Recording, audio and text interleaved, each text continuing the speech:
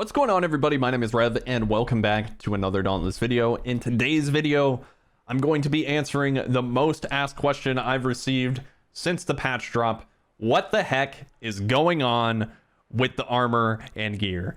And so the first thing that you need to know right out the gate is Phoenix Labs converted a lot of our gear into Aether Sparks and Aether Hearts based on if they were plus 10 to plus 15. If you were plus 10, you got 50 Aether Sparks, which is half of one Aether Heart. If you were at plus 15, you got one full Aether Heart.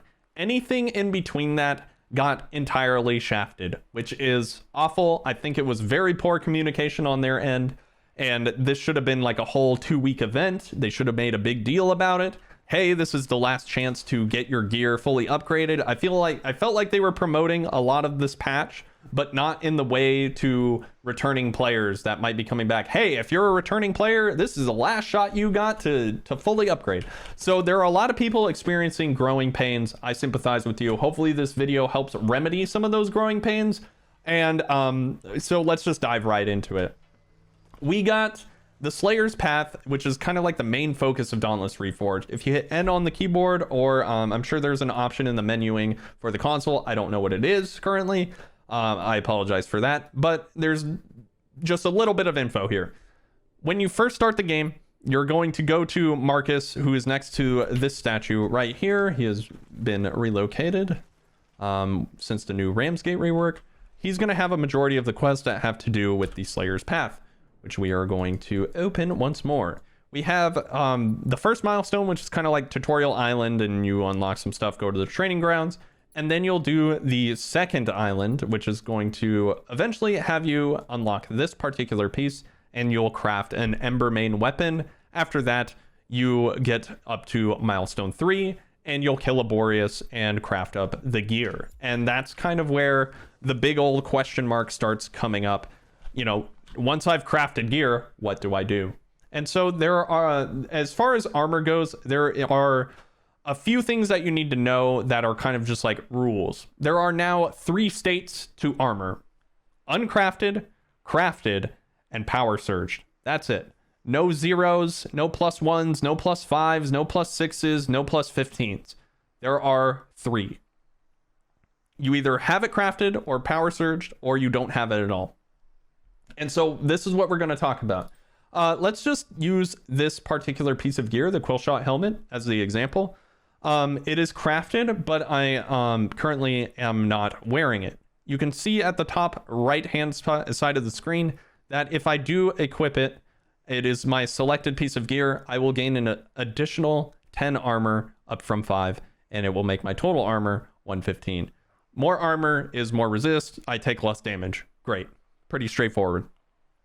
Now, if I want to make it stronger, you'll see here in the center of the screen, I'm going to press M just to show the full effect. The cell here is plus 1. I'll get 20% damage for wounded parts. Previously, if you were at like plus 6, you would go up to plus 2. And then once you got to plus 10, it would go up to plus 3. That's no longer the case. You either are plus 1 or plus 3. So you're plus 1 on crafted, plus 3 on power surge. So it is a big power surge, hence the name, to do this like big boost in armor. Every piece of armor, and now I'll hit P on the keyboard to show the power surge version of it. All the armor goes up to 30 armor, and all of the armor will do this. So it like you can still wear your favorite armors. One isn't more powerful than the other.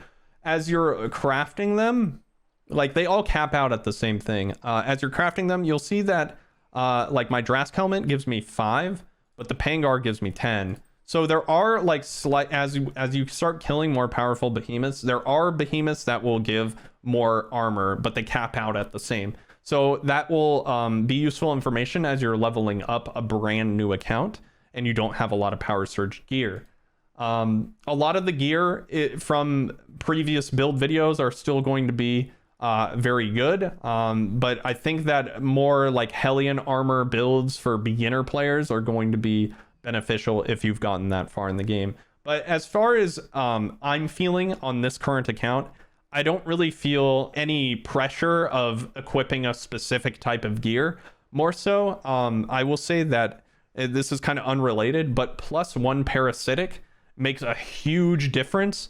So having 1 defensive cell slot will be very beneficial to a brand new player if you can manage to get it out of the many cores that you can get now. I'm gonna make like a whole bunch of new videos, new cells, best way to get rams, best way to get merits, all that stuff is coming, but this is what I want to focus on. Sorry for the tangent.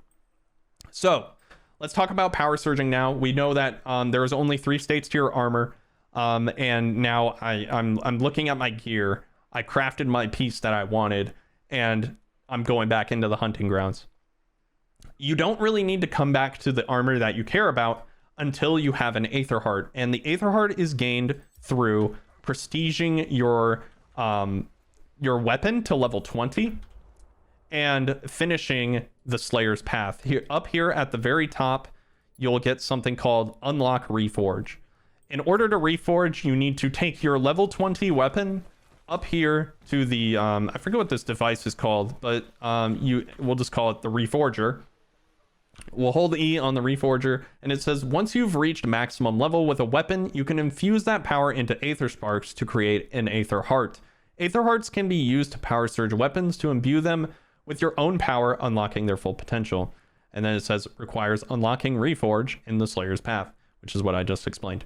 You'll need to take your Aether Sparks that you're getting from your patrol chests, from your events, your daily login cores, your hunt pass, whatever it is, wherever you're getting it. Best way to get Aether Sparks coming. You'll need to take 100 of them and a level 20 weapon, and you'll prestige. You'll get a little bit of extra power, like passive power, on the Slayer's Path. Up here in this tree, right? So let's say I reforge the sword. I'll get 2% passive weapon charge rate no matter what weapon is equipped. So if I have this, I can take my axe and I'll get 2% extra weapon charge. And then so I'll also get an Aether Heart. And then when I have my Aether Heart, I'll go back down to Will's or Moira. If it's your first power surge, I recommend doing your weapon first. So in this case, I'd go to my Boreas sword, and then I would literally double my power, and I would be going through my second prestige with like a really strong weapon, and it would take me less time. I'd be killing behemoths much faster. Now, a big question mark is like, well, where do I get all my power back from? Because I notice I have less. Like I think it was like 600 something crazy power. A lot of it comes if you press L or the show level bonus. You can see that I'm getting plus 80 power here. Like my skill level 3 bonus is plus 80 power. So as you go up to level 20, you're gaining a lot of power. So it's not necessarily, you feel weaker, but it's just because that you're not level 20 and you keep resetting. This is kind of like the gameplay loop of the game now. And there, like I said, there's going to be growing pains in getting used to it. There's a lot more reliance on cells now for brand new players, which is, in my opinion, pretty good, because you could have like a full build like really early. Like we're talking like a couple hours into the game. Anyway, I'm kind of going off on a tangent. Hopefully this video helped you what's going on with the current iteration of Dauntless and what's going on with the gear. Again, if you have any questions, leave a comment down below. I'll do my best to answer them. Thank you all so very much for watching, and I'll see you on the Shattered Isles.